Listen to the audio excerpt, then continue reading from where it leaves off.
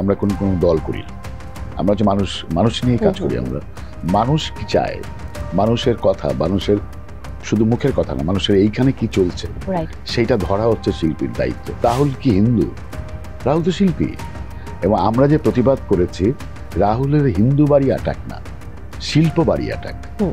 তো রাহুল নিজে তো কখনো বলে নাই যেটা একটা সাম্প্রদায়িক এটা তো সেও বলেনি। সেন্সর নিয়ে আমাদের আগাগোড়াই আমাদের কারো অভিজ্ঞতা খুব ভালো না।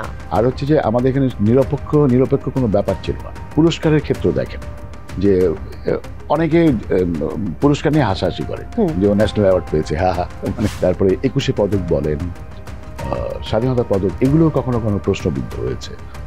সেন্সর থাকা না থাকার মধ্যে খুব বড় পার্থক্য করবে কিনা এটা আমি এখনো নিশ্চিত না। সেন্সরের মাতবরিটা একটু গাধা টাইপের, স্টুপিড টাইপের মনে হয়। এই দেশটার বয়স হয়ে গেছে 53 বছরের মতো। এই 53 বছরের মধ্যে আমি তো আসলে সততার চর্চা বলেন, নৈতিকতার চর্চা বলেন, এগুলো এত ধীরে ধীরে কমতে এমন একটা জায়গায় চলে গেছে। শব্দগুলি যেমন ক্লিশে হয়ে গেছে। শত শত শহীদের রক্তের উপর দিয়ে হেঁটে গিয়ে আমরা লুট করেছি, এবং লুট করেছি কি? দেশের সম্পদ। হ্যাঁ, আমরা আগুন দিয়েছি। কাকে আগুন দিয়েছি? সে দেশের সম্পদ। আমরা ভেঙেছি, ভাঙচুর করেছি। এটা তো শহীদদের সাথে বেইমানি করার মতো। যারা শহীদ হয়েছে, রাস্তায় যারা গুলি খেয়ে মারা গিয়েছে, যার রক্ত ভেজেছে রাজপথ, তার তো প্রাণের কিছু দাবি ছিল। তার একটা মুক্ত স্বাধীনভাবে চলার একটা ভেতরের স্লোগান তার, এটা তাই না? সে মুক্ত মানুষ হতে চায়। সেই মানুষ কার জন্য করলো? যে জীবিত আছে তার জন্য কিন্তু সে করে গেছে। সেই জীবিত মানুষ তার রক্তের উপর দিয়ে যে লুটতরাজ করছে।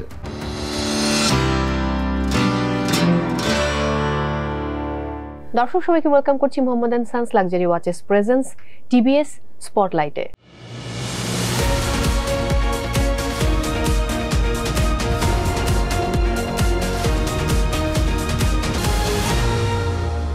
সঙ্গে আছি আমি মৌসুমী এবং আমার সঙ্গে আজকে যিনি রয়েছেন দর্শক, তার ইন্টারভিউ নিতে গেলে আমি একটু ভয় পাই, কারণ তিনি আমার শিক্ষক, তিনি আমার থিয়েটারের শিক্ষক, এবং একই সাথে বলতে হবে যে এই মানুষটি তার জীবনের 4 দশক, অর্থাৎ আমি যদি ভুল না করে থাকি প্রায় 40 বছর মানে 39 বছর ধরে ও কমপক্ষে তিনি আসলে এই থিয়েটারের সঙ্গে জড়িত রয়েছেন এবং 4 দশক দুর্দান্তভাবে সময় কাটিয়েছেন, উপহার দিয়েছেন অসংখ্য সব কাজ আমাদেরকে, এবং সেই সাথে অর্জন করেছেন সেরা নাট্যকার এবং সেরা অভিনয় শিল্পী হিসেবে মেরিল প্রথম আলো পুরস্কার একাধিকবার।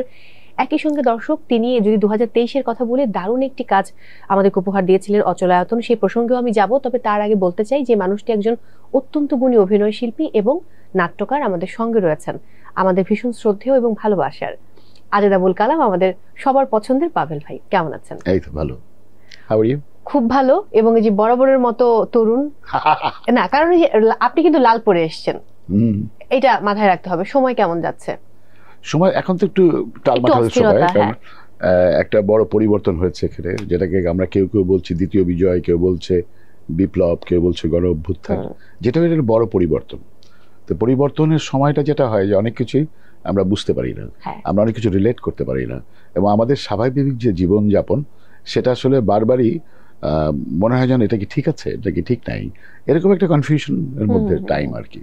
খুব স্বাভাবিক ব্যাপার। আমি যদি আন্দোলনটাকে কেন্দ্র করে আগে, আপনি যেটা গণ অভ্যুত্থান বললেন, আমি সেই প্রসঙ্গটাই আগাবো যে 52, এরপর 69, এরপরে 90 এবং তারপর 2024। 71 বাদ যাবে কেন? 71 বাদ যাওয়ার কোনো সুযোগ নেই। মানে গণ অভ্যুত্থানের কথা যদি আলাদা করে বলি, মানে 52-র একটা ফলশ্রুতি আমরা দেখেছিলাম 71-এ, ওটা তো সামগ্রিক সব। 69 গণ অভ্যুত্থান, 70-এর নির্বাচন, এবার 71-এর মুক্তিযুদ্ধ। সো এই যে এক এক করে এগিয়ে যাওয়া, এবং ছাত্র আন্দোলন কখনো বিফলে যায় না, এই শব্দের সঙ্গে আমরা পরিচিত। আমি একটু থিয়েটার মানে আঙ্গিকে যাব যে আমি যদি ভুল না করে থাকি, অন্যান্য অনেকের মতোই প্রাচ্যনাট বোধহয় শুরুর দিকেই একটা আন্দোলন ঠিক বলবো না, একটা প্রতিবাদের ভাষা তুলেছিল বা ডাক দিয়েছিল। এই প্রসঙ্গ দিয়ে যদি প্রাচ্যনাট আসলে আমাদের দলের একটা কথা আমরা প্রায় বলি যে আমরা কোনো দল করি না, আমরা হচ্ছে মানুষ নিয়ে কাজ করি। আমরা মানুষ কি চায়, মানুষের কথা, মানুষের শুধু মুখের কথা না, মানুষের এইখানে কি চলছে সেইটা ধরা হচ্ছে শিল্পীর দায়িত্ব, আর্টিস্টের দায়িত্ব হচ্ছে এইটা। যেখানে আমরা যখন দেখি যে মানুষের ভিতরে প্রতিবাদের সত্তাটা ভিন্নভাবে কাজ করছে, এবং এটা এমন একটা ডাক যেই ডাকে সবাইকে আসলে সাড়া দিতে হয়, যাদের একটু সেন্সিবল মাইন্ড আছে। তো আমরা সেইভাবেই একদম প্রথম থেকে আমরা সাড়া দিয়েছি, আমরা রাজপথে ছিলাম একদম। মানে সবাই মিলে একসঙ্গে থাকার যে ব্যাপারটা, বাকি শিল্পীরা একটা নির্দিষ্ট সময় অনেকে নেমেছেন। রাহুলদার বাড়ির প্রসঙ্গটা যদি আনি, এটা নিয়ে এখন আবার অনেকে অনেক কন্ট্রোভার্সি বলছে, বাট এটা আসলে আমাদের দেশের একটা প্রথা যে কোন একটা টপিক ভালো হোক মন্দ হোক সেটা নিয়ে আলোচনা করতে হবে, সমালোচনা করতে হবে। রাহুলের বিষয়টা কি, রাহুল কি লিখেছে, রাহুল নিজেরা যেটা জানিয়েছে যে এক কাপড়ে তাদের বের হয়ে আসতে হয়েছে, এই তো এটা কিন্তু রাহুলই, শুধু রাহুল একজন শিল্পী, এবং আমরা কেন কনসার্ন হয়েছি যে একজন শিল্পীর আতুর ঘর, যেটা যেখানে সবকিছু তৈরি হয়, সেই ঘরটা আগুনে পুড়ে গেছে, এবং তার মূল্যবান যন্ত্রপাতি, মানে বাদ্যযন্ত্র, যেগুলোর মধ্যে অনেকগুলো তার নিজের বানানো, নিজের একেবারে ইনভেনশন, সেগুলো পুড়ে গেছে। এবং তার কালেকশনে বিশাল ভান্ডার ছিল, ও পৃথিবীর যেখানে গিয়েছে সেখান থেকে একটাই জিনিস কিনেছে, মিউজিক্যাল ইনস্ট্রুমেন্ট কিনেছে সে, যে এই ইনস্ট্রুমেন্টের, এবং ও সম্পদ বলতে কিন্তু এইটাই, আর কিন্তু কিছু নাই, সেগুলো পুড়ে গেছে। এবং বাড়িটাও সেই আগের একটা বাড়ি, ভাড়া বাড়ি, এটা ভাড়া বাড়ি। তো যখন পুড়ে যায় তখন মানে পরে যে কন্ট্রোভার্সি হচ্ছে, এটা বলছে রাহুল কি হিন্দু? রাহুল তো শিল্পী। এবং আমরা যে প্রতিবাদ করেছি, রাহুলের হিন্দু বাড়ি অ্যাটাক না, শিল্প বাড়ি অ্যাটাক। তো রাহুল নিজে তো কখনো বলে নাই যেটা একটা সাম্প্রদায়িক এটা তো সেও বলেনি, আমরাও কেউ বলি নাই।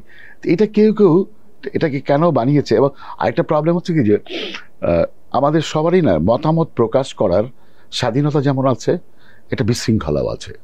এখন যেমন ফেসবুকের ক্ষেত্রে আমি দেখলাম যে সবাই মতামত দিতে চায়, এবং রাইট অর রং সে একটা মতামত দিবেই, এবং কখনো কখনো কিছু জিনিস উস্কে দিতে চায়, তার ভেতর থেকে কিছু জিনিস বের করতে চায়। সবাই কিন্তু সাংবাদিক না, হ্যাঁ। আর সবাই প্রত্যেকটা জিনিসকে ব্যাখ্যা করার আগে বোঝার দরকার আছে যে আমি যে ব্যাখ্যাটা দিচ্ছি, সেই ব্যাখ্যাটা মানে কতটুকু ঠিকঠাক আছে, আমি ঠিক মতো জানি কিনা, অথবা যার আমি যে সোর্স থেকে পেয়েছি সেই সোর্সটা কি বলে আসলে। এই জায়গায় অনেক বড় সমস্যা আমাদের, যার ফলে একটা বিশৃঙ্খল ব্যাপার। এই যে এখন যে পরিস্থিতি, একটা আপনি বলছিলেন যে খুব টালমাটাল একটা অবস্থা, তার মধ্য দিয়ে আমরা অতিবাহিত করছি, এবং আমরা আশাবাদী যে ডেফিনেটলি ভালো কিছু হবে, একটা নতুন চমৎকার সময় আমরা হয়তো পার করবো বা কাটাবো নিশ্চয়ই। এই মুহূর্তে যদি থিয়েটারের প্রসঙ্গে আসি, গত বছরের আমি শুরুতেই বলছিলাম অচলায়তনের কথা রবীন্দ্রনাথের, এবং সেটার জন্য কিন্তু পুরস্কারও পেয়েছেন। এই যে এরকম একটি টালমাটাল অবস্থার পরে গিয়ে নতুন করে আবার থিয়েটার চর্চা শুরু করার কি রকম পরিকল্পনা করছেন? কারণ এটা আসলে অনেক কিছুর উপর ডিপেন্ড করে। সেটা হচ্ছে যে থিয়েটার, আমাদের দেশের থিয়েটার তো পেশাদারি থিয়েটার না, ওনারা বিভিন্ন কাজ করে এসে আমরা থিয়েটার করি। এই থিয়েটারটা এখন কিন্তু বন্ধ কেন? বাংলাদেশের থিয়েটারের সেন্টার যদি বলি আমরা, সেটা কিন্তু যে কোনো কারণেই হোক ঢাকা শহরের, এবং সে আরো স্পেসিফিক ভাবে বললে শিল্পকলা একাডেমি, সেই শিল্পকলা একাডেমি কিন্তু এখন বন্ধ। মানে দরজা জানলা খোলা, কিন্তু পারফর্ম করার মতো পরিবেশ সেখানে তৈরি নেই, কারণ এখনো সেখানে সেনাবাহিনী আছে, ওখানে অবস্থান করছেন, যেহেতু অন্তর্বর্তীকালীন সরকারের সাথে সেনাবাহিনীর যে একটা যোগাযোগ, তারা ওইখানে একটা অস্থায়ী ক্যাম্প টাইপের করেছেন। এখন তাদের সরে যাওয়া অথবা পরিস্থিতি ওই জায়গায় আসা, তারপরে হচ্ছে ওখানে কিন্তু মহড়া করে অনেক দল, মহড়াও তারা করতে পারছে না। তো অনেক ধরনের অ্যাক্টিভিটি হয় কিন্তু ওখানে। তো এগুলো সবকিছু নির্ভর করে হচ্ছে পরিস্থিতি পরিবর্তিত হওয়ার উপরে। ঢাকার বাইরে কিন্তু অনেক শিল্পকলা একাডেমি জ্বালিয়ে দিয়েছে, ভেঙে ফেলেছে। তো এটা পুরো বাংলাদেশ মিলিয়ে আবার থিয়েটার পুনর্জাগরণের জন্য অথবা শুরু করার জন্য একটু সময় লাগবে মনে হয়। একদমই তাই। আমরা দেখেছি শুধু শিল্পকলা একাডেমি না, শিশু একাডেমি, এবং আপনার মানে আমরা সিনেমা দেখতে ভীষণ ভালোবাসি, এবং গত কয়েকটা বছর আমাদের সিনেপ্লেক্স গুলো ভেঙে ফেলেছে। এবং আমি শিল্পকলায় সেদিন গিয়েছিলাম, খুবই কাকতালীয় ভাবে যে একটু ভাঙাভাঙি ঝামেলার ঠিক পর মুহূর্তে যখন আর্মিরা চলে এসছে, সেই মুহূর্তে আমি গেছি, একটা চেক বাকি ছিল, তো খুব কাকতালীয় ভাবে সেটা আমাদের একজন সহকারী পরিচালক সোমা আপা, ওনার থ্রুতে পরে পেলাম আমি। আর বাংলাদেশ টেলিভিশনের গুলোর উদ্ধার করা সম্ভব হয়নি, ওগুলো তো চেক সব শেষ। এটা বলে আসলে লাভ নেই, হয়তো সব পরিস্থিতি ঠিক হলে আমরা আবার পাবো। আমি কাজের প্রসঙ্গে আসতে চাই। আমি ভুল না করলে বোধহয় সর্বশেষ গুনিন দেখেছি আমরা। গুনিনের পরে কোনো ওটিটির কাজ ওই অর্থে পাইনি। গুনিনের পরে আমি কাজ করেছি অনেকগুলি, তার মধ্যে কাজল রেখা ছিল একটা। তো কাজল রেখা পরে সিনেমা আকারে ওটা আসলে হলে মুক্তি পাওয়ার জন্যই ছিল। আরো ৩-৪টা সিনেমা আমি করেছি, যেগুলো হয়তো এই পরিস্থিতির কারণে এগুলো কবে আসলে রিলিজ হবে আমার একটু সন্দেহ আছে আর কি। খুব স্বাভাবিক ব্যাপার। গল্পে গল্পে শুরুর আগে বলছিলেন আপনার ফুটবল খেলার গল্প, যে সেখানে একটা অনেক স্মৃতি জড়িয়ে আছে, একজন বন্ধুর সঙ্গে দেখা, তিনি আবার মনে করিয়ে দিলেন। একটু যদি ছেলেবেলায় ফিরে যাই, সেই আমরা আমাদের ছেলেবেলা কেটেছে একটু অন্যভাবে আর কি। এখনকার ছেলেবেলা, যারা ছেলে অথবা বাচ্চা যারা আর কি, ছেলে মেয়ে যেই হোক, আর আমাদের সময় তো একটু আলাদা ছিল। আমাদের বাবা মা ছিল এরকম ছায়ার মতো, আর এখনকার বাবা মা হচ্ছে গায়ে গায়ে লেগে থাকে, পিছে পিছে লেগে থাকে। আর আমাদের বাবা কিন্তু উপর থেকে একটা কর্তৃত্ব ঠিক না, অভিভাবক বলতে যা বোঝায় সেই জায়গাটা ছিল। আমরা অনেক মুক্তও ছিলাম, অনেক নিয়মের মধ্যে থেকেও আমরা অনেক মুক্ত ছিলাম। আমাদের খেলার মাঠ ছিল, আমাদের প্রচুর সময় ছিল, এবং আমাদের বইয়ের ব্যাগটা অনেক ভারী ছিল না, যে পর পর পর। আমাদের আরেকটা বড় সুবিধা ছিল দুনিয়া থেকে শেখা, নেচার থেকে শেখা, পারিপার্শ্বিক অবস্থা থেকে শেখা। একটা অবারিত শেখার জন্য একটা বিশ্ববিদ্যালয়ে আমরা জন্মেছিলাম আসলে, আমাদের শৈশব যেমন আর কি। যেমন আমার বন্ধু, আজকে একটা ছেলে চিন্তা করতে পারে না যে তার বন্ধু একেবারে অন্য ক্লাসের অন্য জায়গার একটা ছেলে, সে কিন্তু চিন্তাও করতে পারে না। কিন্তু আমাদের যেটা ছিল যে আমাদের যে বাসাটা, তার পাশেই বিশাল বড় একটা, আমরা যেটাকে ঢাকা শহরের বস্তি বলি, সেরকম ছিল, যেখানে খেটে খাওয়া মানুষ অনেকে ছিলেন। তাদের মধ্যে তারা আমার কাছে বিস্ময় ছিল। যেমন তাদের মধ্যে নাসির ভাই নামে একজন ছিলেন, ওনার ছোটবেলা থেকে পোলিও ছিল। নাসির ভাই লাঠি ভর করে হাঁটতেন, একটা লাঠির সাহায্য লাগতো তার, যে আজকে কথায় কথায় মনে হলো।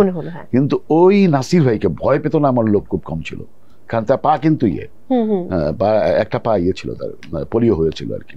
কিন্তু ওনার যে শক্তি এবং ওই লাঠিটা একবার দেখালেই হইলো।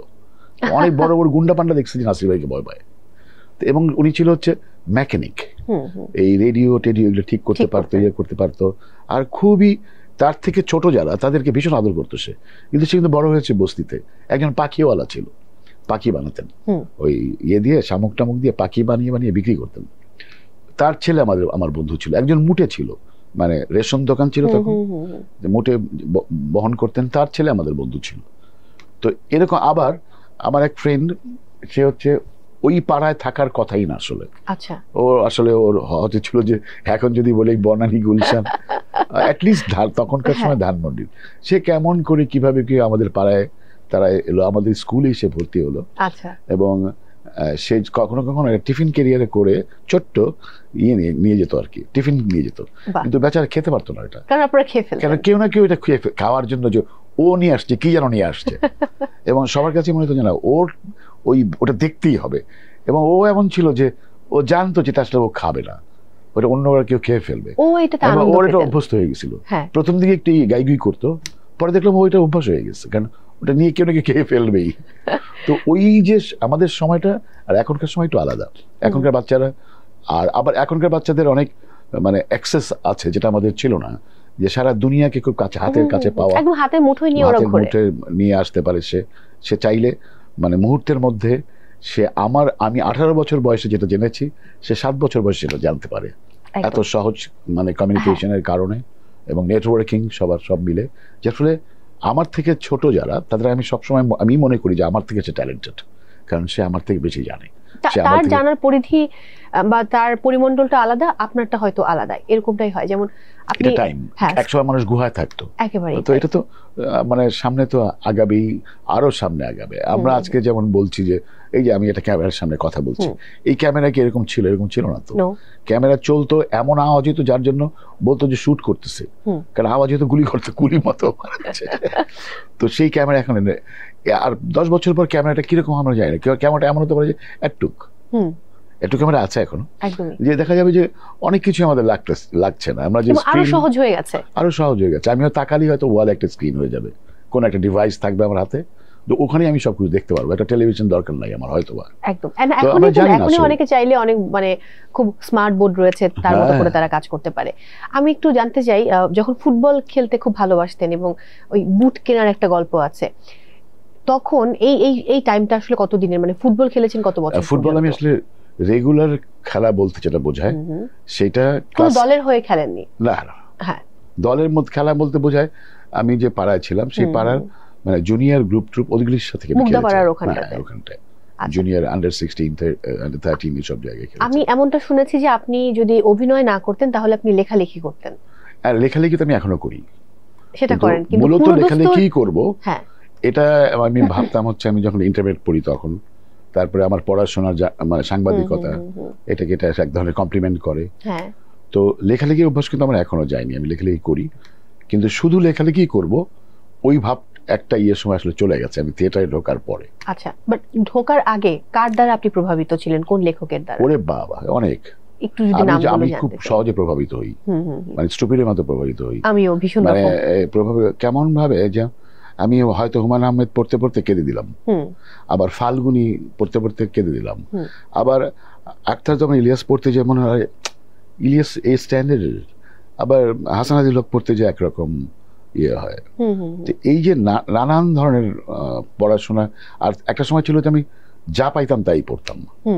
এমনও হতো যে মানে কোনো একটা বাসায় গেলাম, হয়তো ক্লাস 6 এর বই ওইটাই পড়তাম আমি বসে বসে, কারণ পড়তে ভালো লাগতো তখন, মানে এক ধরনের বুক ওয়ার্ম বলতে যেটা বোঝায়, হ্যাঁ হ্যাঁ, ওইটা একসময় ছিল। এবং সবাই যেটা বলে যে খুব ভালো লেখক হতে হলে আগে পড়তে হবে, তারপর ভালো লেখক হতে হবে। এটা একটা শর্ত বটে, হ্যাঁ, কিন্তু লেখকের একটা আলাদা সত্তা থাকে, সে পড়লেই সে ভালো লেখক হবে এমনটা না, মানে এটা একটা, হ্যাঁ এটা একটা আপনি পড়ার কথা বলে কেন, জানার জন্য। জানলে সে আরো বেশি রিলেট করতে পারে, জানলে সে তার প্রকাশভঙ্গির মধ্যেও অনেক পরিবর্তন আসতে পারে জানার সাথে। 85-তে যখন প্রথম আরণ্যকে যুক্ত হন, মানে কার থ্রুতে গিয়ে আরণ্যকে যুক্ত হয়েছিলেন? এগুলো হচ্ছে একদম ঘটনা প্রবাহ। আমার কত কাজের, মানে আমার লাইফের অনেক কিছু আছে ঘটনা প্রবাহ, আমি নিজে নিয়ন্ত্রণ করেছি অথবা আমি সিদ্ধান্ত নিয়েছি এরকম না। আমার এক বন্ধু মাসুদ আলী খান, আচ্ছা, ও আমার 3-4 মাস আগে থিয়েটার করে, কিন্তু তখন ঘটনাচক্র কিছুদিন আমাদের বাসায় থাকতো। আমাদের বাসায় থাকতো এবং রিহার্সাল থেকে এসে অনেক কথা বলতো, এত গল্প বলতো থিয়েটারের রিহার্সাল। ও এক ধরনের আসলে ইচ্ছা করে কিছু বানিয়ে গল্প বলতো, মানে যাতে আমি গেলেও সুবিধা আমার, যেহেতু আর ওই সময় বন্ধুত্ব তো ভিন্ন রকম হয়, যে আমি গেলেও আরেকটা লোক পায় আর কি, একসাথে দুজন করি আর কি। তো এক সময় আমাকে পটিয়ে ফেললো, এবং তখন আমি বলতাম যে আমি তো আসলে অভিনয় করা অথবা এগুলি তো আমি জীবনে পারবো না। আমি সত্যি কথা অভিনয়টা খুব ভয় পেতাম আমি। তারপরে ও বললো যে আরে থিয়েটারে লেখালেখির কাজ বড়। ও নিজেও লেখালেখি করতো, আমরা কয়েকজন মিলে একটা সাহিত্য পত্রিকাও বের করতাম তখন। তো ও বললো, তা আমি এক সময় আরণ্যকে ওর মাধ্যমে ঢুকে গেলাম। ঢুকে যে প্রথম দিকে মনে হতো আমি কেন আসছি, 2-3 মাস একটু ইরেগুলার একটা সময় না এটা আমার জায়গা না। কিন্তু আমাদের ওই আরণ্যকের এই কয়েকজন সিনিয়র ছিলেন, তাদের মধ্যে কেউ কেউ মানে এক ধরনের স্নেহ বলেন অথবা অধিকার খাটানো কিছু একটা কারণে একজন আমাকে একদিন কান ধরে রিহার্সাল রুমে নিয়ে গেল, কারণ আমি রিহার্সাল রুমের বাইরে আমার বন্ধুদের সাথে আড্ডা মারছিলাম টিএসসিতে, যেটা থিয়েটারে একদম সম্ভব না। হ্যাঁ, একদম কান ধরে সন্ধ্যার সময় কান ধরে, ব্যথা পাচ্ছিলাম আমি, কান ধরে রিহার্সাল রুমে নিয়ে যাই, বলছি খবরদার বিকালে যাতে ওখানে আর না দেখি। এটা কিন্তু ম্যাজিকের মতো কাজ করলো, এবং ওই দিন থেকে আমি আসলে রেগুলার হয়ে গেলাম আর কি থিয়েটারে, এই থিয়েটারে আসা। তারপরে আমার কখনো মনে হয়নি আমি অভিনয় করবো। ওখানে কিন্তু 12 বছর পার হয়ে গেছে, এক যুগ চলে গেছে আরণ্যকে। 11 বছর 97-তে এসে আপনি মানে প্রাচ্যনাট প্রতিষ্ঠা করলেন। এই যে প্রাচ্যনাট প্রতিষ্ঠা করবেন এবং নিজে একটা থিয়েটার দেবেন বাকিদেরকে নিয়ে, এটা কিন্তু ওই সময় একটা অনেক বড় চ্যালেঞ্জ ছিল আপনার জন্য। চ্যালেঞ্জ, হ্যাঁ চ্যালেঞ্জ ছিল, কিন্তু আমরা না কয়েকজন ছিলাম যারা ভীষণ ডেডিকেটেড ছিল এবং আমাদের সব জানতেন, সেট ডিজাইন থেকে শুরু করে, এবং এক্সপার্টিস ছিল। আর একটা ছিল হচ্ছে আমাদের অনেকে শিক্ষকতা করতো, কেউ লিটারেচার পড়াচ্ছে, কেউ ফাইন আর্টস পড়াচ্ছে, কেউ থিয়েটার পড়াচ্ছে বিভিন্ন জায়গায়। এটাও একটা বড় অনুপ্রেরণার কাজ ছিল যে আমরা নিজেরা কিভাবে করতে পারি। তো আর চ্যালেঞ্জ ছিল যে আমার নিজের দিক থেকে চ্যালেঞ্জ যেটা ছিল যে আমি নিজে যে থিয়েটার করতাম সেই থিয়েটার মনে হতো যে এরকম কেন থিয়েটার, অথবা দেখতে গেলে মনে হতো এটা যেন মনে হয় না, এটা যেন কিরকম অন্যরকম কিছু হওয়া উচিত, এবং অন্যরকম কিছু করার চিন্তা এটা আমার মাথায় ভীষণভাবে কাজ করতো তখন। ওই অন্যরকম চিন্তা থেকে হয়তো বা মানে আমাদের অনেকের মধ্যেই কাজ করতো, আমরা যারা প্রাচ্যনাট তৈরি করেছিলাম তাদের সবার মধ্যেই প্রায় 10 জন ছিলেন তখন। তাদের মধ্যে আমি, সাইফুল, যে সেট ডিজাইন, লাইট ডিজাইনার, ও ইমন, আমি সবার ছোট নামটাই বলছি, হ্যাঁ হ্যাঁ হ্যাঁ সবাইকে আমরা জানি, রাহুল, তারপর হচ্ছে খুশি, বৃন্দাবন, তারপর লিটু নামে একজন ছিল, এরা সবাই নানান ধরনের এক্সপার্টিস ছিল এদের, এবং সবাই মিলে একটা টিম গঠন করা। প্রাচ্যনাটের কার্যক্রমের এখন কি অবস্থা? আপনি সবসময় বলেন যে ঈদের যেটা হয় আপনার এতগুলো পরিবার, প্রাচ্যনাটের সবাইকে আলাদা করে সালামি দেওয়াটা কঠিন হয়ে যায়, মানে সবাইকে একসাথে মেইনটেইন করা, কারণ আপনি তো সবার অভিভাবক সেই জায়গা থেকে। না আমি সবার অভিভাবক এরকম না বিষয়টা, প্রাচ্যনাটের অভিভাবক যদি বলেন তাহলে আসলে অনেকেই, সেটা নিঃসন্দেহে একদম প্রথম জেনারেশনের যারা, তারা সবারই আসলে অভিভাবকের মর্যাদা আছে আর কি, সবাই আসলে মানে একটা বন্ধুত্বপূর্ণ জায়গা আছে সবার। তো ওই জায়গা থেকে হলেও মানে বন্ডিংটা তো একটু আলাদা। যেমন আমি যদি ভুল না করি 20 বছরে যেই 25 বছরের যে প্রোগ্রামটা হলো, সামনে বোধহয় 30 বছরের একটা বিগ প্রোগ্রাম হবে সবাই মিলে। কিনা হবে কিনা এখনকার পরিস্থিতি, না এখনো তো আরো সময় বাকি আছে, ততদিনে হয়তো পরিস্থিতি সব স্বাভাবিক হয়ে যাবে, এটা আশা করাই যায়। একটু সিনেমার প্রসঙ্গে যাব, আপনার অভিনীত আপনার ভালো লাগার যদি কয়েকটি সিনেমার নাম জানতে চাই। একটা হচ্ছে কীর্তন খোলা, অসাধারণ সিনেমা, এটা আবু সাইদ বানিয়েছিলেন, ওটা আমার পছন্দের একটা ছবি। খাঁচা, খাঁচা তো অবভিয়াসলি আমার খুবই পছন্দের, কারণ খাঁচার স্ক্রিন প্লেও আমি আর আকরাম লিখেছিলাম, তো এটা একদম প্রথম থেকে তার সাথে আমি জড়িত। এর বাইরে কাজল রেখা লাস যেটা করলাম, সেটার ভিতরে আমি একই সিনেমার মধ্যে 5টা ক্যারেক্টারে অভিনয় করেছি। হ্যাঁ, এটা ভীষণ কঠিন ছিল। ওইটাও আমার জন্য মানে একটু চ্যালেঞ্জিংও ছিল, আবার এটা আমার ভালো লাগার বিষয়ও, খুব স্বাভাবিক। আবার গুণিন যেমন হচ্ছে আমার উপস্থিতির ছবিটাই কম, কিন্তু এটা বিশেষ চরিত্র। আমি যতটুকু আপনার কাছ থেকে শুনেছি আপনার ইন্টারভিউ নেবার সময়, যে গুণিনের জন্য আপনাকে ভীষণ কষ্ট করতে হয়েছে, যে প্রস্থেটিক মেকআপ এবং সেটা রাখাটা খুব কঠিন ছিল। খুব কঠিন। ওইটা দিতেই লাগতো 4 ঘন্টা, উঠাতে লাগতো 2 ঘন্টা। কোনো র‍্যাশ বা এরকম কিছু 6 ঘন্টা তো আপনার মেকআপের ওখানে চলে যাচ্ছে। ওটা আবার ছিল যে স্টুডিও কন্ডিশনে, না এটা একটা স্টুডিও কন্ডিশনে এটা আপনি ম্যাক্সিমাম 4 ঘন্টা রাখতে পারবেন, কিন্তু আমাদের দেশের বাস্তবতা যেটা আমরা করেছি আউটডোরে, ওখানে তো এবং একটা পর্যায়ে হয় কি নিজের মুখ আর নিজের মনে হয় না আর কি, ইচিং হতে থাকে, হতে থাকে। এবং আমি প্যাকআপ বলার সাথে সাথে প্রথম কাজ আমার মনে হয় যে কখন রিমুভ করব। তারপর হচ্ছে সব সাদা করতে হবে, মানে চুল, আমি দাড়ি রেখেছিলাম তখন, এখন দাড়ি সাদা করতে যে, চুল সাদা করতে যে এক ভয়ঙ্কর 3টা সেলুনে আমি ট্রাই করেছে ওরা, যে সব সাদা করবে কিভাবে, কিন্তু ওটাও খুব কঠিন একটা প্রসেস। দাড়িটা কি অরিজিনাল ছিল নাকি? সব অরিজিনাল, চুল দাড়ি সব অরিজিনাল। এটা কি আপনি গুণিনকে কেন্দ্র করেই রাখা হয়েছিল? না, তখন তো একটা ব্যাপার ছিল কি, যে কোভিড এর সময় আমি হঠাৎ করে মনে হচ্ছে এলে কে কাটে চুল দাড়ি, কে কাটে, তা আমি রেখে দিয়েছিলাম, কাটাটা একদম সব বন্ধ। তো ওই সময় আসলে আমার সাথে ডাইরেক্টরের দেখা হয় একদিন, তখন এটা কোভিডটা শেষ হয়েছে, মানে করোনা পরিস্থিতি একটু বেটার হয়েছে, তখন সে ফট করে প্রথমেই বললো যে ভাই আপনি চুল দাড়ি কিন্তু কাটবেন না। আমি কেন? বলছে আমার একটা কাজ আছে, আমি আপনাকে 2-4 দিনের মধ্যেই জানাচ্ছি, এর মধ্যে খবরদার হাত দেবেন না। তারপরে 2 দিনের মাথায় সে আমাকে ফোন দিয়ে বললো যে এটা করতে চাই, আর যেহেতু গুণিন আমার আগে পড়া ছিল, যে আপনাকে করতে হবে এটা। কাজল রেখার প্রসঙ্গে যদি ভাই একটু যাই, কাজল রেখাতে যে 5টা চরিত্র শুটিং হয়েছে একেবারে প্রত্যন্ত অঞ্চলে, সেই শুটিং এর অভিজ্ঞতাও কিন্তু খুব ভয়াবহ। আরে বাবা, আপনার কাছ থেকে যদি একটু জানতেই চাই, আমি বাকি যে আর্টিস্টদের সাথে কথা বলেছি ওরা আমাকে একটা ভয়ঙ্কর গল্প শুনিয়েছে। ভয়ঙ্কর ঠিক না, আসলে একটু কষ্টকর ছিল বিষয়টা, কারণ অনেকগুলি লোকেশন, আবার লোকেশনগুলি যে খুব গেলাম যে করে ফেললাম তা না, একটা লোকেশনে যেতেই লাগতো হচ্ছে প্রায় সারাদিন, তারপরে সেখানে থাকার জায়গা থেকে আবার শুটিং যেখানে হয় সেখানে যেতে লাগতো 1 ঘন্টা, এবং ওখানকার পরিস্থিতি এরকম না যে শুটিং এর জন্য খুব শুটিং বান্ধব অথবা এরকম না, আসলে ওখানে অনেক কিছু রিক্রিয়েট করা হয়েছিল। তারপরে অনেক লোকেশন যা আছে দেখা যাচ্ছে ওখানে, সেগুলো আসলে বানানো, কিন্তু যেমন ঘর বাড়ি পুকুর পর্যন্ত বানানো, দোতলা কাঠের বাঁশের ঘর, এগুলো সব কিন্তু বানানো, এবং অনেক সময় নিয়ে অনেক মানুষের পরিশ্রম করে এগুলো বানিয়েছিল। তারপরে হচ্ছে নদীর পাড়ে শুটিং সব মিলে খুব কষ্টকর ছিল, খুবই কষ্টকর ছিল। আমি শুরুতে একদম বলছিলাম ইন্ট্রোডাকশন দেবার সময় যে আপনি সেরা নাট্যকার হিসেবে পুরস্কারও পেয়েছেন, নাটক বানিয়েছেন, কিন্তু সিনেমা কবে বানাবেন? সিনেমা বানানো আমি কয়েকবার ট্রাই করেছি।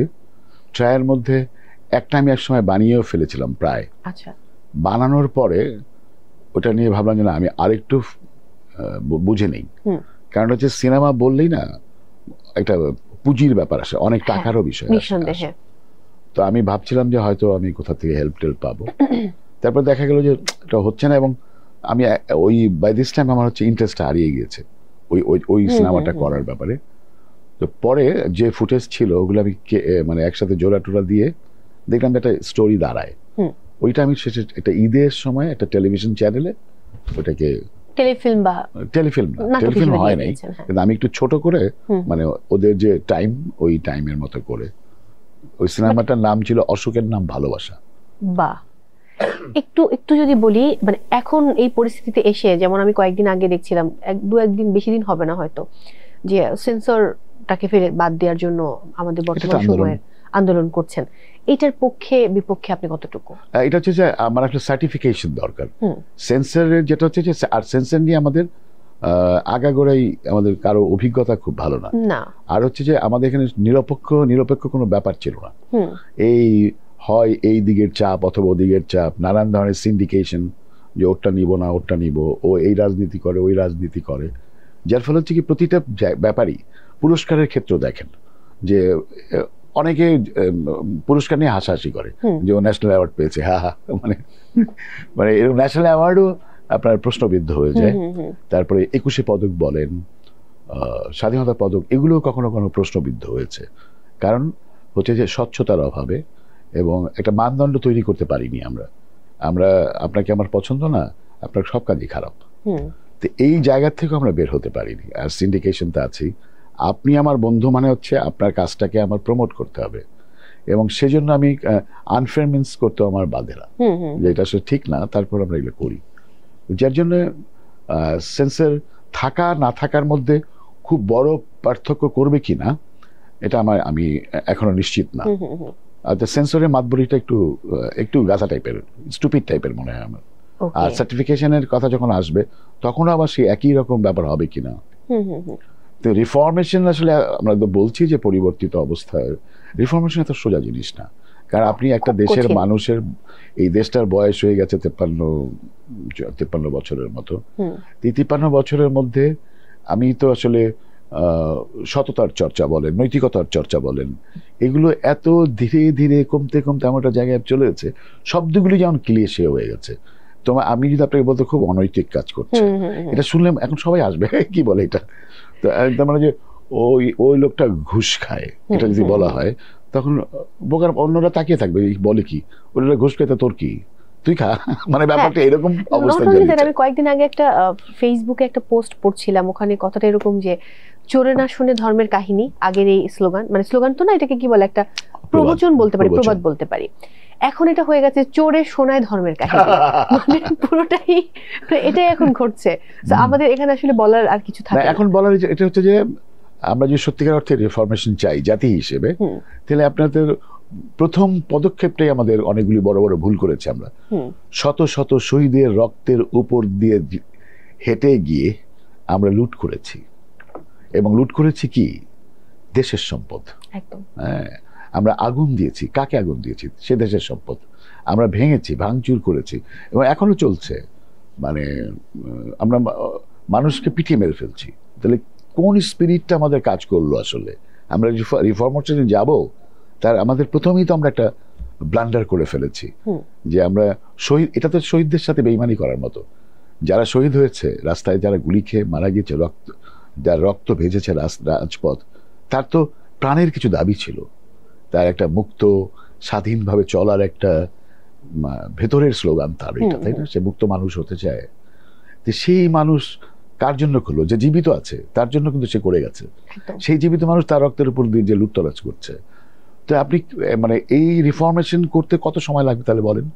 কারণ এই লং আমাদের হিস্ট্রির কথা যদি বলি, একবার কলোনিয়াল আমল থেকে এই পর্যন্ত আমাদের বড় অর্জনগুলো আমরা নিজেরা নষ্ট করে ফেলেছি।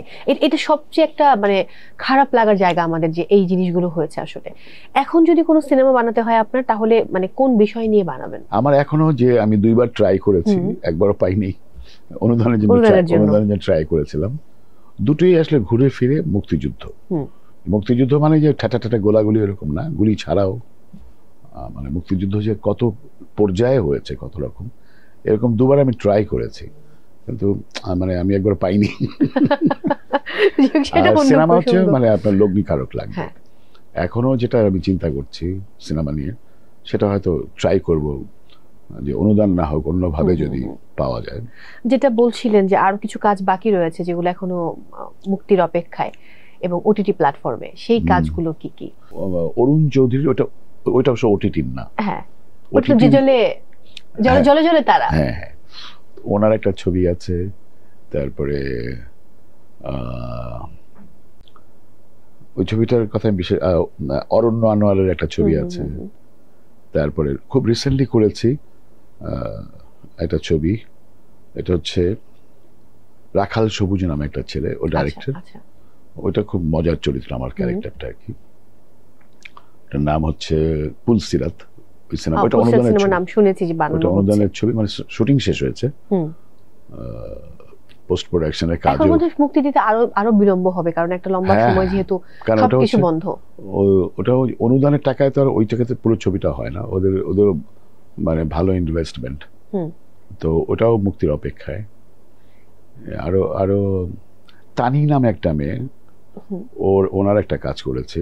আর কোনো কাজ যেগুলো হয়তো আসার অপেক্ষায়? ওটিটিতে একটা সিনেমা আছে যেটা আসবে, আরেকটা ছবির সাথে কথা হচ্ছে মাত্রই, ওখানে অভিনয় করা এবং ওটার স্ক্রিপ্টের সুপারভিশন করার জন্য করার কাজ করছি আমি। এবার একটু আবার আমি থিয়েটারে ফিরে আসি। থিয়েটারে প্রথম নাটক নির্দেশনা দিয়েছিলেন কবে এবং সেটা কি নাটক? এটা দিয়েছিলাম আরণ্যকে। প্রথম কাজ আমাকে করেছিলাম মান্নান হীরার লেখা আগুন মুখা নামে একটা স্টেজ প্লে, ওইটা আমি প্রথম ডাইরেকশন দিয়েছিলাম। আর প্রাচ্যনাটের হয়ে প্রাচ্যনাটের প্রথম ডাইরেকশন হচ্ছে একটা পথনাটক, প্রথম কাজ আমার। তারপরে হচ্ছে সার্কাস, বড় নাটক বলতে যেটা বোঝায়, সার্কাস। আচ্ছা, যদি দু একটা ডায়লগ দিতে বলি সার্কাস কিংবা কন্যার, সম্ভব না? আচ্ছা ঠিক আছে, আমি ছেড়ে দিলাম। কিন্তু এই যখন যারা থিয়েটারে কাজ করে, বাকিদের দিকে যখন তাকাই, অনেকেই করে না যে খুব ভালো ইনস্ট্রুমেন্ট প্লে করতে পারে, গান গাইতে পারে, সো মানে আবার নির্দেশনা তো বটেই, শিক্ষকতাও বটে। আপনি গান বা গানের চর্চা কিংবা? আমি গান গাইতে পারি না, আমি নাচতেও পারি না, আমি কোনো ইনস্ট্রুমেন্টও বাজাতে পারি না। এগুলো পারি না দেখে এগুলোর প্রতি আমার আগ্রহ বেশি।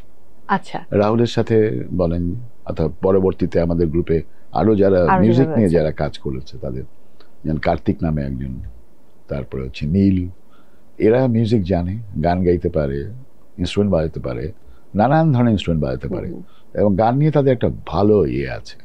আমি পারি না। আবার আমাদের দলে স্নাতা শাহরিন, ও হচ্ছে খুব ভালো নাচে।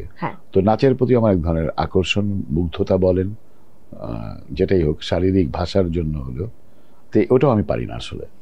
যার ফলে এগুলো আগ্রহ আছে কিন্তু পারি না, অথবা শেখাও হয়নি অথবা।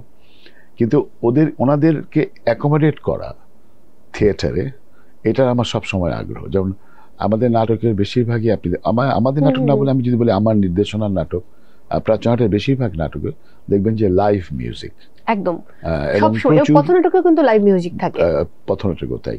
এবং আমাদের থিয়েটারে অনেক মুভমেন্ট, শারীরিক মুভমেন্টের কথা বলেন, সেগুলো কিন্তু নাচের সাথে রিলেটেড, অথবা বডি মুভমেন্টের নিয়ে আমরা অনেক কাজ করি।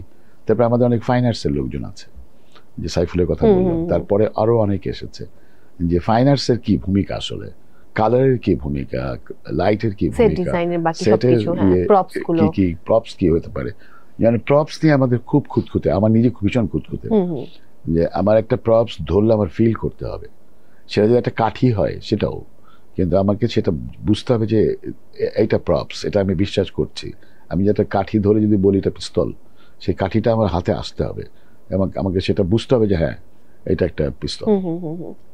আপনি একটা কথা যেখানে বললেন যে বডি মুভমেন্টের কথা, বডি মুভমেন্ট নিয়ে আপনার একটা ক্লাস আছে, যে ক্লাসে আপনি একদম নিজে অ্যাক্টিং করে দেখান যে বডি মুভমেন্ট দেখে বোঝা যায় মানুষটা আসলে কি করেন। আমি এই প্রসঙ্গটা নিয়ে একটু ছোট্ট করে কথা বলতে চাই। না, এটা হচ্ছে বডি তো আপনি যে একটা মানুষ ভীষণভাবে ইউনিক, আলাদা তো, এবং তার সবকিছু আলাদা, কিন্তু এখন আমরা অভিনয় করতে যে করি কি একটা জেনারেলাইজড ফর্ম নিয়ে আসি, যে এক্সপ্রেশন মানে হচ্ছে কান্দা মানে কান্দ, তা না। কিন্তু অনেক লোক আছে যে সে যে কাঁদছে আপনি টেরই পাবেন না। এবং অনেক লোককে আমি এমন এক্সপ্রেশন দেখেছি, বাঙালি না, অন্য দেশের, যে সে কেঁদে ফেলে তারপর সরি বলছে, সরি আমি কেঁদে ফেললাম, মানে তুমি কিছু মনে করো না। তো এই যে এক্সপ্রেশনের আলাদা, মানুষের শরীরের ভাষা যে আলাদা, একজন কৃষকের শরীরের ভাষা আর একজন মধ্যবিত্তের শরীরের ভাষা এক না, একেবারেই আলাদা।